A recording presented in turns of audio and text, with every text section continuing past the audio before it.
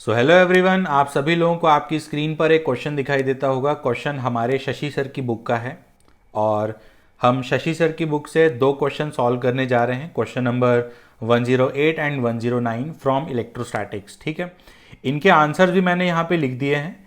In case अगर आप video pause करके क्वेश्चन अटेम्प्ट करना चाहते हो तो कर सकते हो। क्वेश्चंस काफ़ी इजी हैं, रिलेटिवली इजी प्रॉब्लम्स हैं, तो आई होप आपसे बन जाएगा अगर आपको बेसिक इंटीग्रेशन वगैरह आता है तो। और अगर बन जाता है बहुत अच्छी बात है, कमेंट सेक्शन में जाके बताना कि सर पहली बार में बन गया। नहीं बनता है तो फिर सॉल्यूशन देख लो। ठीक है, तो स्टार्ट करते हैं। देखो तो जो पहला क्वेश्चन है इसमें एक रिंग है जिसका कि रेडियस स्मॉल आर है और जो रिंग का ये वाला 1/4 पार्ट है ये पॉजिटिवली चार्ज है, देन ये वाला जो 1/4 है ये नेगेटिवली चार्ज है। और इस रिंग की वजह से हमसे पॉइंट ए पर पोटेंशियल पूछा जाता है। ठीक है, तो इसको सॉल्व करने का मेरा अप्रोच कुछ ऐसा रहेगा कि बेसिकली एक डाइपोल फॉर्म कर रहा है, प्लस और माइनस का सिस्टम है। तो ये डाइपोल फॉर्म कर रहा है और इसका जो भी डाइपोल मोमेंट होता होगा वो मैं गारंटी के साथ बोल सकता हूँ कि 45 डिग्री के एंगल पे ही होता होगा, क्योंकि ये पूरा का पूरा जो डायग्राम है, ये पूरा diagram about this line symmetry follow कर रहा है। तो जो भी इसका डाइपोल मोमेंट होता होगा, लेट से इसका डाइपोल मोमेंट p है, तो ये 45 डिग्री के एंगल पे आता होगा। और फिर इस डाइपोल की वजह से पॉइंट ए पर मुझे पोटेंशियल लिखना है। तो पोटेंशियल का फॉर्मूला तो आपको पता ही है, जो कि होता है k p dot r by R cube, ये होता है ना। या फिर हो सकता है ये वाला ना पता हो तो आपने दूसरा वर्जन सुना हो इसका, आपने इसका जो दूसरा वर्जन है वो ये सुना होगा के P cos theta by R square, तो ये भी लगा सकते हो। तो अपना जो टारगेट है वो यहाँ पर सिंपल है, हम p कैलकुलेट करेंगे और उसको इस फॉर्मूले में रख देंगे। ठीक है, तो स्टार्ट करते हैं with the calculation of p। तो ये फिर से मैंने उसी रिंग को फॉर्म किया और मैंने यहाँ पर एक एलिमेंट कंसिडर किया, एक ऐसा एलिमेंट जो कि डी थीटा एंगल सबटेंड करता है। ये रिंग का सेंटर ड्रॉ किया है मैंने। तो ये एलिमेंट है, इस एलिमेंट पर चार्ज मैंने डी क्यू मान लिया है, तो यहाँ पर माइनस डी क्यू होता होगा। और मैंने मान लिया कि ये जो एलिमेंट है यहाँ से थीटा एंगल बनाता है और ये डी थीटा होता है। ठीक है, अब ज़रा सोचो ये जो एलिमेंट होता होगा इसका डाइपोल मोमेंट इस डायरेक्शन में होता होगा, इसको मैंने डी पी बोल दिया। तो यहाँ पर जो मैं डी पी लिखूँगा वो हो जाएगा magnitude of any one charge multiplied by distance between them, और इनके बीच का जो डिस्टेंस है वो 2r होता होगा। ठीक है, उसके बाद मैंने सोचा कि चलो पी एक्स निकाल लूँ, तो पी एक्स होता होगा integration D P cos theta, मतलब डी पी का हॉरिजॉन्टल कॉम्पोनेंट का इंटीग्रेशन।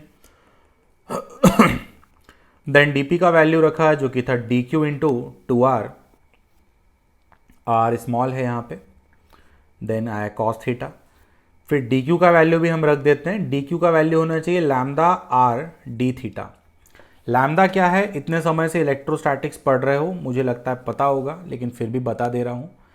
लैम्डा होता है charge per unit length, charge per unit length मतलब कि चार्ज डिवाइडेड बाय लेंथ। तो चार्ज क्यू था और कितनी लेंथ पे था, सरकमफेरेंस के 1/4 पे।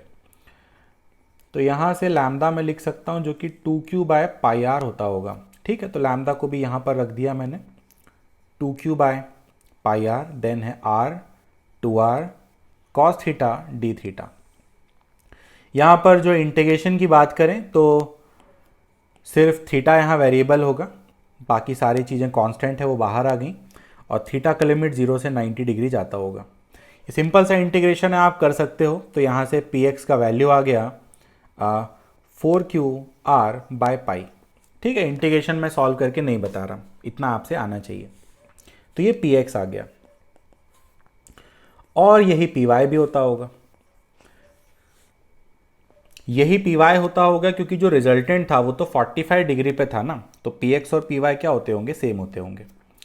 तो यहाँ से मैं बोल सकता हूँ कि P is equal to P X root 2, मतलब कि पी एक्स और पी वाई का resultant which is 4√2 QR by pi. तो ये P कैलकुलेट हो चुका है, अब कुछ नहीं करना है, इसको उठा करके बस यहाँ पे रखना है। कहाँ पे, ये इस जगह पे। तो वैल्यूज रखते हैं। के का वैल्यू 1/4πε0, एक आर स्क्वायर पहले से है। पी का वैल्यू रखा मैंने जो कि था 4√2 QR/पाई। एंड थीटा की बात करें कॉस थीटा, तो वो इस डायग्राम में कितना है देख सकते हो, 45 डिग्री है। तो कॉस 45 हो जाएगा 1/√2। तो देख सकते हो 4 से 4 चला जाएगा और √2 से √2, तो अपना आंसर आ जाएगा कितना, QR/π²ε0r²। ठीक है, तो ये अपना आंसर होना चाहिए। एक बार चेक कर लेते हैं, QR/π²। ठीक है, तो 108 तो हमने सॉल्व कर लिया। ठीक है, अब आगे बढ़ते हैं 109 की तरफ।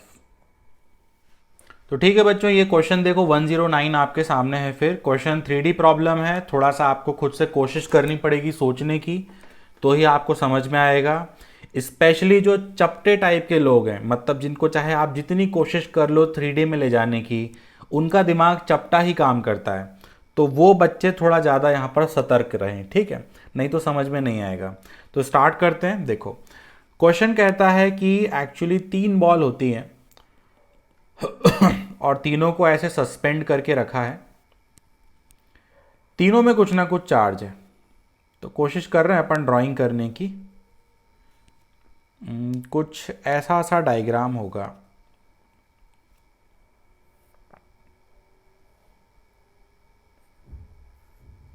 हाँ, कुछ इस टाइप का डायग्राम होगा। तो तीनों बॉल्स ऐसे हवा में टंगी हुई हैं। तीनों बॉल्स में चार्ज जो है वो सेम है। कितना चार्ज है दिया हुआ है क्या, नहीं दिया। तो चलो तीनों पे जो चार्ज है वो मैंने Q और Q मान लिया। ठीक है, और कोई भी 2 बॉल्स के बीच का जो डिस्टेंस है वो A है, मतलब कि ये डिस्टेंस भी A है, वो डिस्टेंस भी A है, और ये जो डिस्टेंस है ये भी A है। ठीक है, तो सबसे पहले तो हम ये कर सकते हैं कि किसी एक बॉल पर नेट इलेक्ट्रोस्टैटिक फोर्स लिख सकते हैं। तो मान लेते हैं कि ये जो एकदम राइट वाली बॉल है, ये जो बॉल थी, इस पर मैंने इस डायरेक्शन में नेट इलेक्ट्रोस्टैटिक फोर्स लिखा, ऐसा कुछ आता होगा। और ये होता होगा कितना, KQ²/A² इंटू √3। ठीक है, इस बॉल पर इसका नीचे इसका खुद का mg लगता होगा। देन फिर ऐसे टेंशन आता होगा। यहाँ पर मैंने मान लिया कि जो रस्सी है वो वर्टिकल से जो एंगल फॉर्म करती है वो थीटा है। ठीक, अब देखो यहाँ पर जो मैंने वर्टिकल ड्रॉ किया है, ये ट्राइंगल के, ये जो बेस में जो इक्विलेटरल ट्राइंगल दिख रहा है उसके सेंट्रॉइड पे आकर के गिरेगा। ये इसको मैं C बोल दे रहा हूँ, C फॉर सेंट्रॉइड। ठीक है, तो जो ये डिस्टेंस होता होगा, ये रेड कलर से जो मैंने ड्रॉ किया, ये आप थोड़ी बहुत ज्योमेट्री लगा के निकाल सकते हो। और जो ये वाला डिस्टेंस है जिसके अलोंग टेंशन लग रहा है, ये तो लेंथ ऑफ स्ट्रिंग होगा, ये ऑलरेडी दिया हुआ है। ठीक है, तो अगर आप ये वाला डिस्टेंस निकाल लेते हो, ये वाला, तो इसकी एल से हम साइन थीटा या कॉस थीटा कुछ तो लिख पाएंगे, साइन थीटा लिख पाएंगे। ठीक है, तो एक काम करते हैं, पहले इस डिस्टेंस को निकाल लें। हो सकता है ये डिस्टेंस किसी बच्चे को पहले से याद हो, मुझे तो याद नहीं रहता, मैं हर बार कैलकुलेट कर लेता हूँ। इस डिस्टेंस की मैं बात कर रहा हूँ। तो बहुत ही आसान है। देखो भाई, ये जो डिस्टेंस है, ये डिस्टेंस कितना होता होगा, ये होता होगा A/2, ये एंगल होता होगा 30 डिग्री। इसको अगर मैं x बोल दूँ तो मैं बोल सकता हूँ कि x cos 30 is equal to A/2 होता होगा। cos 30 का वैल्यू रख दिया तो x आ गया A/√3। ठीक है, वापस आए इस 3D डायग्राम में। तो ये वाला जो डिस्टेंस था, ये डिस्टेंस है A/√3। तो यहाँ से मैं लिख सकता हूँ साइन थीटा का वैल्यू, जो कि होता होगा A/√3/L। लिख लिया, आगे यूज़ होना होगा तो होगा, देखेंगे। ठीक, अब देखो ये जो टेंशन था, इस टेंशन के 2 कंपोनेंट होते होंगे। एक वर्टिकल में आएगा जो कि होगा T cos थीटा, जो कि mg को बैलेंस करता होगा, और एक हॉरिजॉन्टल में आएगा T sin थीटा, जो कि मैं ड्रॉ नहीं कर रहा, खिचड़ी हो जाएगी, है ना, काफ़ी बहुत सारा लिखा हुआ है यहाँ पे, तो जो हॉरिजॉन्टल का टी साइन थीटा होता होगा किसी इस डायरेक्शन में आएगा ऐसा कुछ, ठीक है। ये जो टी साइन थीटा होगा ये बैलेंस करता होगा इस फोर्स को, इस वाले फोर्स को, ठीक है ना। तो लिखा मैंने लिखा कि जो टी कॉस थीटा है वो एम जी को बैलेंस कर रहा है, एंड जो टी साइन थीटा होगा वो बैलेंस करता होगा k q square root three by a square वाले फोर्स को, ठीक है। अब ये जो दोनों इक्वेशंस हैं इनको हम डिवाइड कर दे रहे हैं, तो यहाँ से मुझको मिलेगा क्या, tan theta is equal to k q square root three by m g a square. मान के चलता हूँ समझ में आ रहा होगा, ठीक। अब देखो क्वेश्चन में एक ना बहुत इंपॉर्टेंट बात लिखी हुई है, वो ये लिखा हुआ है कि ये जो रस्सी की लेंथ है ना ये बहुत ज़्यादा है। इसका क्या मतलब है? इसका ये मतलब है कि जो एंगल है ना थीटा ये बहुत छोटा होता होगा, और अगर ये एंगल बहुत छोटा है तो फिर tan थीटा की जगह हम sin थीटा लिख सकते हैं, स्मॉल एंगल अप्रॉक्सीमेशन। और sin थीटा थोड़ी देर पहले ही हमने कैलकुलेट किया था, ऊपर देख सकते हो a by root three l था, तो उसको यहां पर मैंने रख दिया a by root three l k q square root three by m g a square. तो यहां से मुझे मिला क्या, यहां से मुझे मिला a cube is equal to root three क्या हो जाएगा, 3 हो जाएगा, तो 3 times k q square l by m g. तो ये मुझे मिला, इसको मैंने कहा इक्वेशन नंबर 1।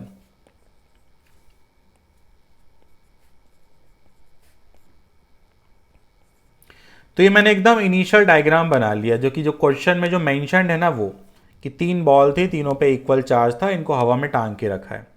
तो वहाँ से जो भी कुछ मैं कैलकुलेट कर सकता था सब मैंने कैलकुलेट कर लिया। अब इस क्वेश्चन का फर्स्ट पार्ट पढ़ते हैं। तो क्वेश्चन के फर्स्ट पार्ट में बोला जाता है कि अगर एक बॉल को आप अचानक से डिस्चार्ज कर देते हो तो फिर आपको बताना है कि जो बाकी की 2 बॉल्स हैं उनके बीच में क्या डिस्टेंस रहेगा। Find the separation between the charged balls, ठीक है। तो एक को डिस्चार्ज किया तो जो बाकी की जो 2 चार्ज्ड बॉल हैं उनके बीच का डिस्टेंस हमको बताना है। तो ज़रा क्वेश्चन आप विजुअलाइज करो कि अगर आपने एक बॉल को डिस्चार्ज किया तो क्या होगा यहाँ पर, मतलब किस टाइप का मोशन होगा।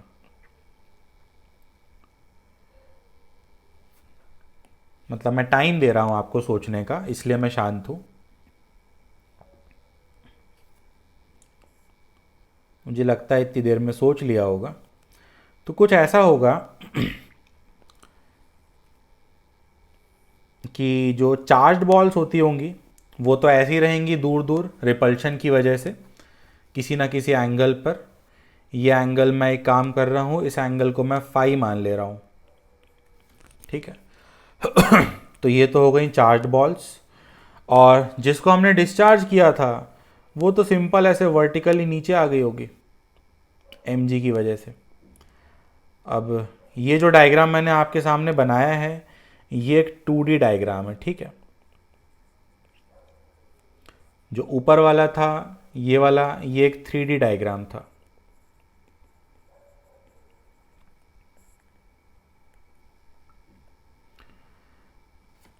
तो जैसे ही हम एक बॉल को डिस्चार्ज करेंगे ना तो वो जो जिसको हम डिस्चार्ज करेंगे वो mg की वजह से अपने लोवेस्ट पॉइंट पे आ जाएगी। तो ये रही वो वाली ये वाली बॉल जो कि इलेक्ट्रिकली न्यूट्रल है, इसको हमने डिस्चार्ज कर दिया है, ठीक है। और जो बाकी की 2 होती होंगी वो ऐसे ही रहती होंगी। तो अब हम इनके बीच का सेपरेशन जानना चाहते हैं। तो इनके बीच का जो सेपरेशन है उसको मैंने b बोल दिया, ठीक है। यहाँ पर भी फटाफट वही कॉन्सेप्ट लगाऊंगा। एक काम करता हूँ, ये जो हाफ एंगल है मैं इसको फाई बोलता हूँ तो ज़्यादा सही रहेगा। तो फिर से यहाँ टेंशन टी आता होगा, टेंशन का जो वर्टिकल कंपोनेंट होता होगा टी साइन फाई वो बैलेंस करता होगा इसके एम जी को, और टी कॉस फाई बैलेंस करता होगा इधर जो आता होगा टी कॉस फाई। मैं लिख नहीं रहा हूँ, आप लोग समझदार हैं इतने। टी कॉस फाई बैलेंस करता होगा k q square by b square को, है ना, इलेक्ट्रोस्टैटिक फोर्स को। लिख ही देता हूँ, नहीं तो कोई कमेंट सेक्शन में पूछ लेगा। क्या है कि गलती से आजकल ना अपने चैनल में वो नीट वाला क्राउड आ गया है, तो उनका कोई भरोसा नहीं रहता कब क्या पूछ लें। हाँ, तो टी साइन फाई ने बैलेंस किया mg को और टी कॉस फाई ने बैलेंस किया इलेक्ट्रोस्टैटिक फोर्स को। अगेन अगर इन दोनों इक्वेशंस को मैं डिवाइड कर दूं तो मैं फिर बोल सकता हूं कि tan phi is equal to, कुछ गलत किया क्या मैंने? हाँ, गलत ही कर दिया ना। देखो जैसी नीट की बात की गलती हो गई है ना। यहाँ पर टी का कॉस आएगा ना, और यहाँ पर टी का साइन आएगा।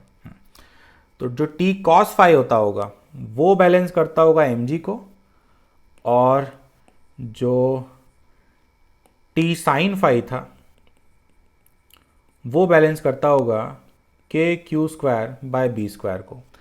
फिर से अगर इन दोनों इक्वेशंस को हम डिवाइड कर दें तो यहाँ से मुझे मिलेगा tan phi is equal to k q square by m g b square. फिर से tan फाई को मैं फाई बोल दूंगा, या फिर tan फाई का वैल्यू ही रख सकता हूँ, या फिर tan फाई को sin फाई बोल सकता हूँ। बहुत सारे फ्रीडम है अपने पास, तो कैसे भी जा सकते हो। तो tan फाई को मैंने sin फाई बोल दिया क्योंकि एंगल बहुत छोटा है। फिर से जो sin फाई है सबको पता है, ये वाले ट्राइंगल से रख सकते हैं, है ना। तो ये कितना होगा, ये b/2 होगा, देख सकते हो, है ना, क्योंकि ये पूरा b था ना, तो आधा क्या होता होगा b/2। तो sin फाई मैं रखने जा रहा हूँ, ये मानते हो कि आपको समझ में आता है, तो sin फाई होता होगा b/2/l।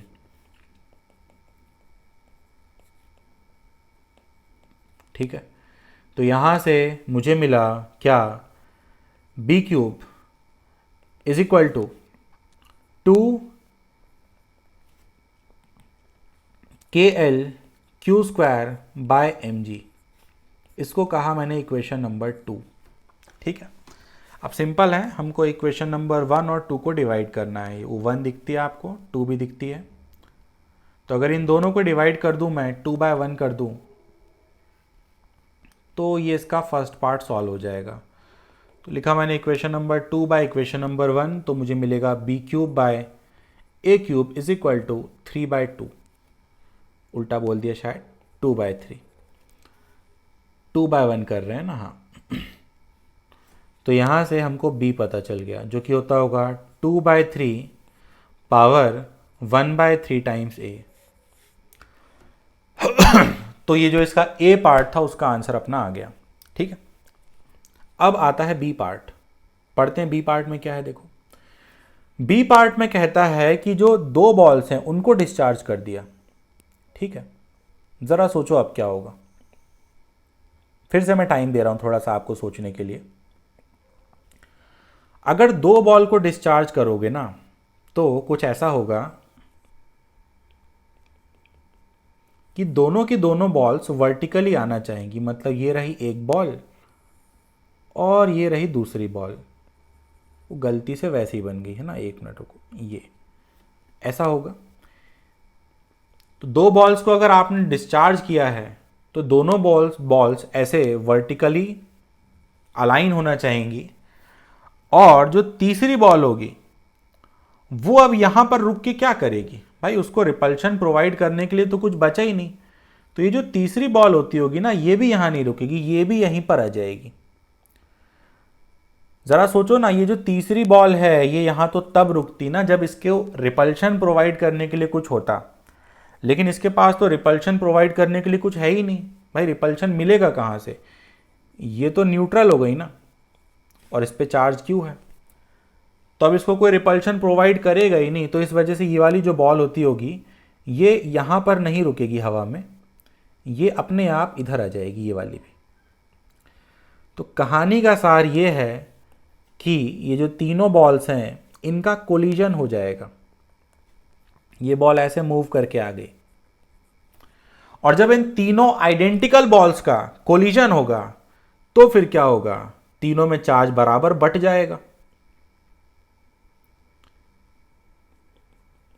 जब ये तीनों बॉल्स आपस में कोलाइड करेंगी तो ये जो क्यू चार्ज होता होगा ना, ये क्यू चार्ज तीनों में बराबर बट जाता होगा, और जब ये क्यू चार्ज तीनों में बराबर बट जाएगा मतलब तीनों के पास फिर से चार्ज आ जाएगा। तो जब तीनों के पास फिर से चार्ज आ जाएगा, कितना कितना, Q/3 Q/3 और Q/3, तो फिर से तीनों के पास चार्ज आ गया, तो फिर से तीनों की तीनों रिपल्शन की वजह से एक दूसरे से फिर दूर चली जाएंगी और फिर से इक्विलेटरल ट्राइंगल बना के बैठ जाएंगी। अब इस इक्विलेटरल ट्राइंगल का जो साइड है वो मैंने C मान लिया, ठीक है। अब मैं सोच रहा हूँ इसको दोबारा क्यों सॉल्व करूँ, कोई ज़रूरत ही नहीं है इसको सॉल्व करने की। ये जो डायग्राम है, ये डायग्राम और ये डायग्राम तो मैथमेटिकली सेम है ना, तो डायरेक्टली मैं इक्वेशन नंबर 1 को यूज़ कर सकता हूँ, ठीक है।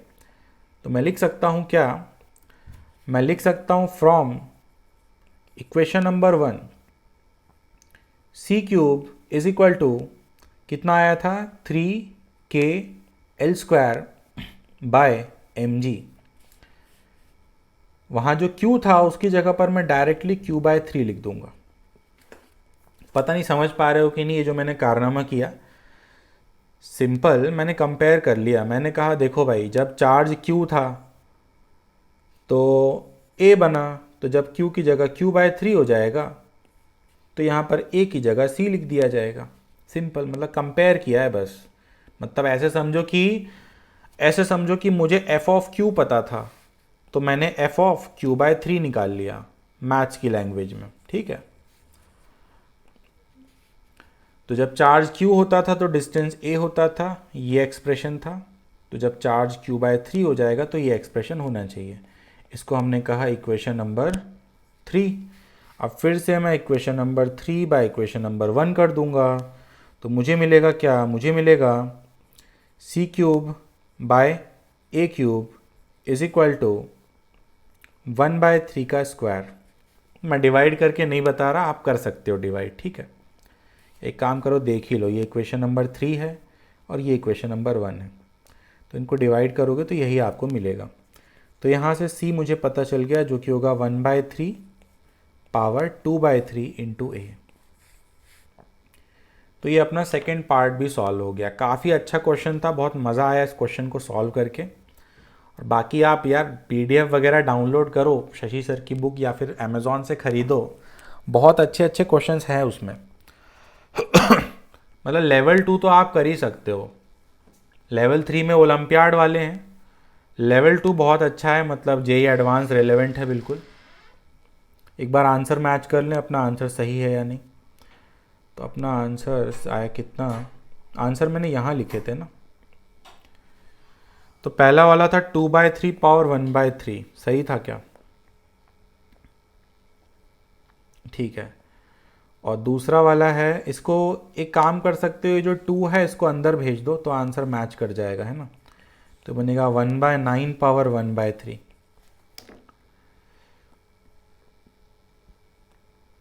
ठीक है, तो अपने दोनों आंसर मैच कर चुके हैं, मान के चलते हैं समझ में आया होगा, क्वेश्चन अच्छे लगे होंगे।